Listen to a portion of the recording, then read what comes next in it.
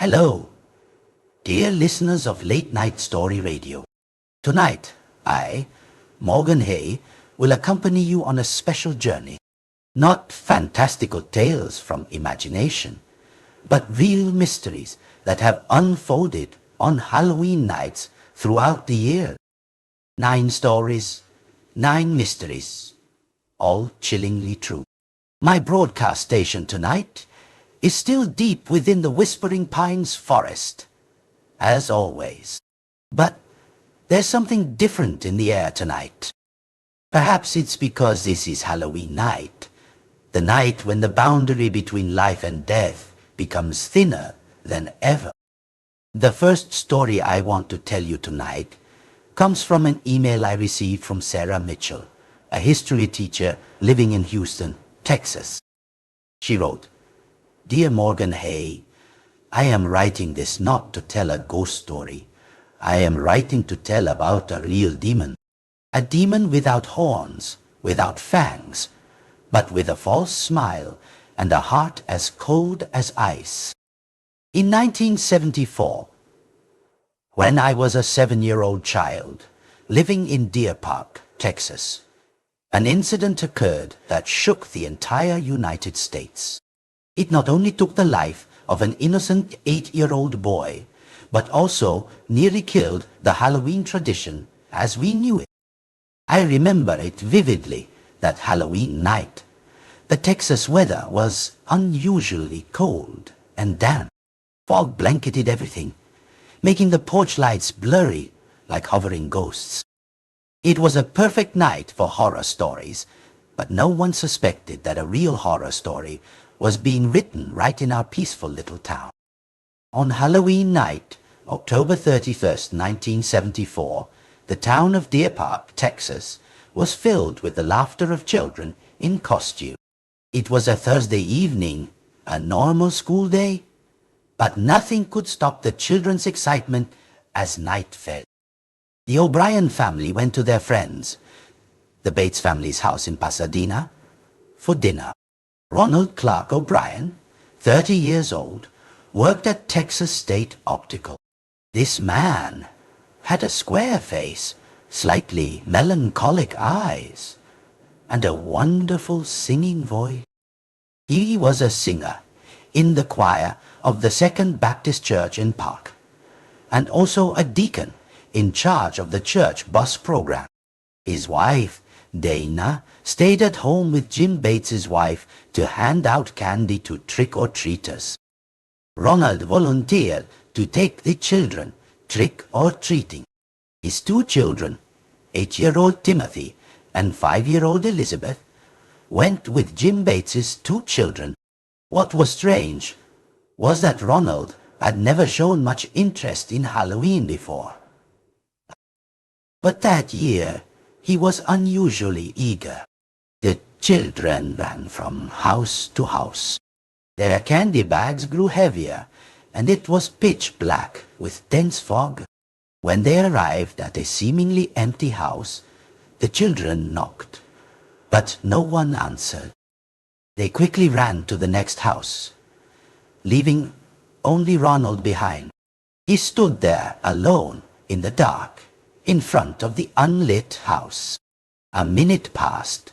Then he ran to catch up with the group, holding 5 giant Pixy Sticks.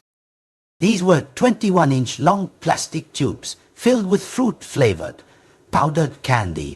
They had someone home. Ronald told Jim Bates. They gave out these expensive treats. 5 Pixy Sticks, 1 for each child. Upon returning to the Bates house, Ronald gave 1 Pixy Stick to each of the 4 children. The 5th one he kept aside. Later, when an 11-year-old boy named Whitney Park from a family in the parish came trick-or-treating, Ronald gave him the last tube. 5 candy tubes, 5 potential deaths. Back home in Deer Park, Timothy asked his parents for 1 piece of candy before bed. He chose a Pixy Stick. Ronald took the candy tube, rolled it between his palms to loosen the powder inside, then handed it back to his son. Timothy tilted his head back, pouring the candy powder into his mouth. He opened his mouth and pursed his lips. "Dad, it tastes bitter." "Drink some soda, son," Ronald said, handing his son a soft drink. Timothy took a sip, then gasped for air, his face turning pale. 30 seconds later, a piercing scream echoed from the bathroom. "Dad! Dad! My stomach hurts so bad!" Dana rushed in. Timothy was convulsing and vomiting, curled up on the bathroom floor. Each violent spasm made his small body thrash like a fish out of water. Ronald called an ambulance. He picked Timothy up, holding his dying son tightly. In the ambulance, the 8-year-old stopped breathing. Timothy Mark O'Bryan died less than an hour after eating the Pixy Stick. News spread like wildfire. A boy dead from Halloween candy. The entire town of Deer Park panicked. Hundreds of parents brought their children's candy to the police station, demanding it be checked. Candy piled up in every office. Children cried, heartbroken, to give up their spoils. Across America, parents dumped their children's candy into the trash. Many towns declared trick-or-treating banned. Halloween. The holiday children had looked forward to all year suddenly became a deadly threat. But when police checked, they discovered something strange. Among the thousands of candy bags brought in, only 5 Pixy Sticks contained poison. The 5 tubes that Ronald O'Bryan claimed he received from the dark house. The medical examiner performed an autopsy on Timothy's body. The scent of almonds emanated from his mouth, a typical sign of potassium cyanide poison. The autopsy results showed Timothy had ingested enough cyanide to kill 2 to 3 adults. The remaining 5 Pixy Sticks, fortunately untouched by any other child, all contained cyanide. Someone had opened the top of the tube, poured in 2 inches of cyanide, and then resealed it with a staple. Police began their investigation. They asked Ronald and Jim Bates to retrace the route the children had taken on Halloween night. Ronald claimed he couldn't clearly remember which house had given out the Pixy Sticks.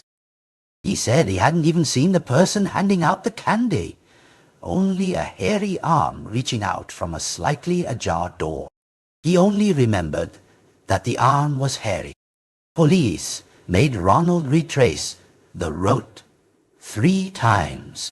Each time, his story changed. On the 3rd attempt, Ronald suddenly remembered and pointed to a house. "Here it is. This is where I got the candy." That house belonged to Courtney Melvin, an air traffic controller at William P. Hobby Airport. But Courtney Melvin had a perfect alibi. On Halloween night, he was at work. More than 200 people confirmed it. Furthermore, not a single house on the children's route had given out Pixy Sticks. The truth began to unravel, and it was more horrifying than any ghost story. Ronald Clark O'Bryan owed $100,000. In 10 years, he had changed 21 jobs. He was suspected of stealing at his current workplace. His car was about to be repossessed. He defaulted on numerous bank loans. The family home was facing foreclosure. But that wasn't the worst part. A month before Timothy's death, Ronald had taken out $20,000 life insurance policies on each of his children, despite the insurance company's objection. In the days leading up to Halloween, he purchased an additional $20,000 policy for each child. In total, if both his children died, he would receive $100,000, exactly the amount he owed. Dana, his wife, swore she knew nothing about those insurance policies. And there was one more detail that made blood run cold. The next morning, less than 10 hours after his 8-year-old son's death, Ronald called the insurance company. He asked when he could collect the money. During the trial, many people testified. A chemist stated that in the summer of 1973, Ronald had asked him about cyanide and its lethal dosage. A chemical sales employee said Ronald had inquired about how to purchase cyanide.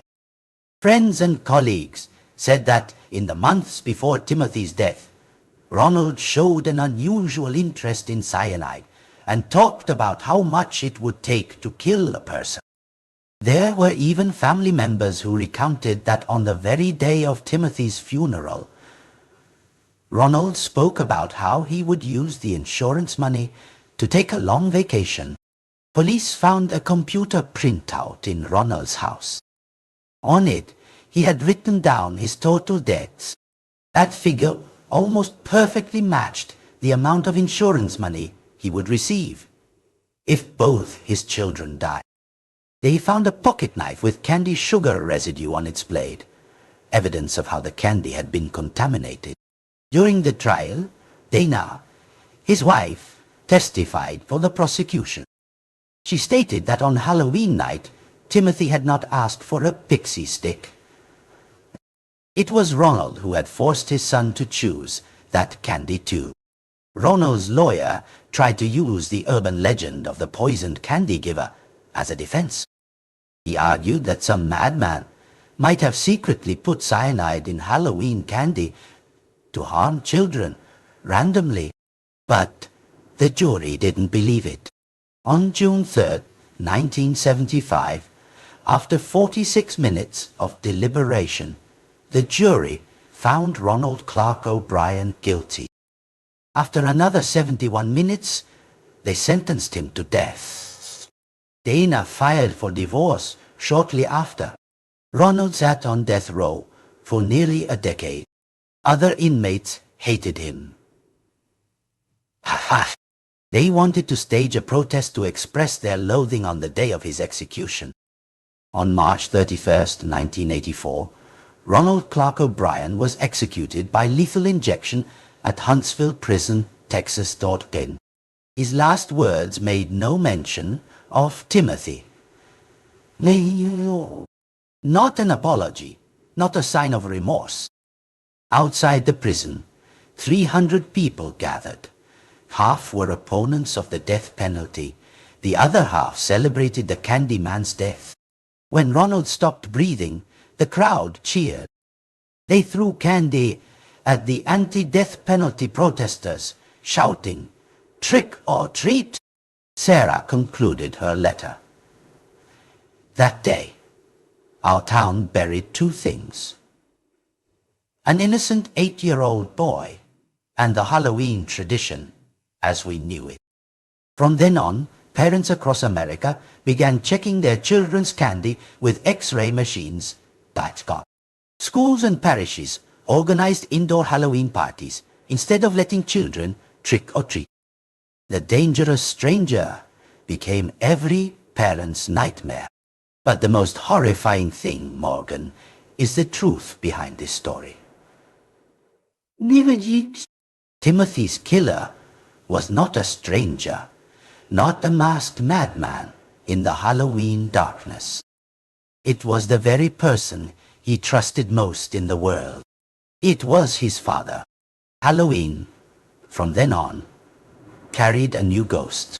The ghost of suspicion, of fear, coming not just from strangers, but even from those closest to us. They called Ronald Clark O'Bryan the man who killed Halloween. And indeed, he did. Halloween, after 1974, was never the same again. Night fell over the forest, trees swaying in the wind, shadows flickering like reaching hands. 5 pixie sticks.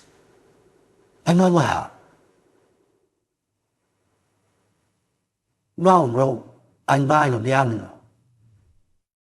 Four children lucky to escape death only because they hadn't opened the candy tubes yet.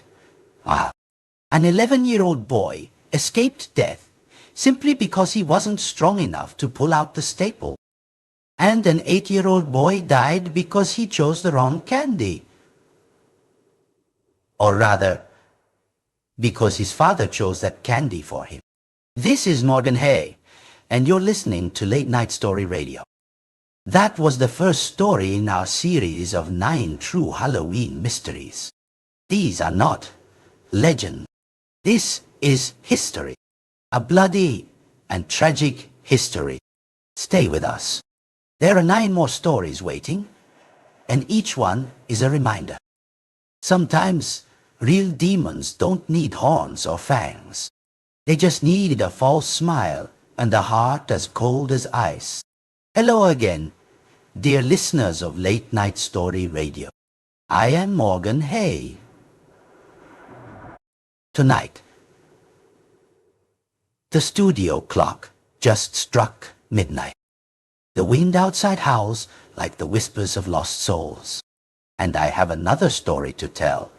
A story of a young girl's disappearance without a trace, and a Halloween night in 2001. This story comes from an email from Max, a former Penn State University student. He wrote, "Dear Morgan Hay, in 2001, I was a sophomore at Penn State. That Halloween night, I was out celebrating like many other students. We laughed and drank, thinking it was just another ordinary night. But it wasn't.